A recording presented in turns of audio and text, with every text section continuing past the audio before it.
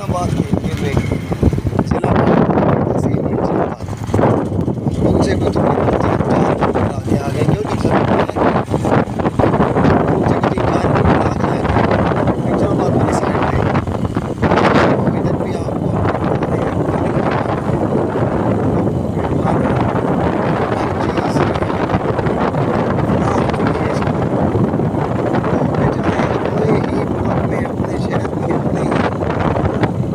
मुहाजिरों की सूरत हाल हिजरत करने पर मजबूर है।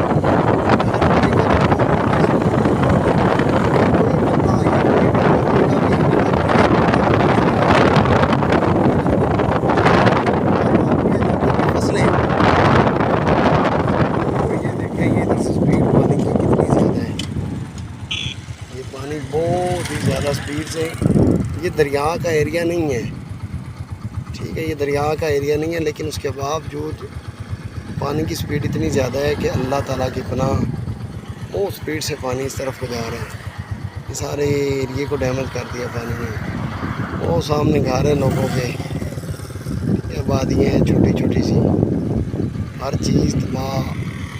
ये फसलें लोगों की डूब चुकी हैं, हर तरफ तबाही तबाही है।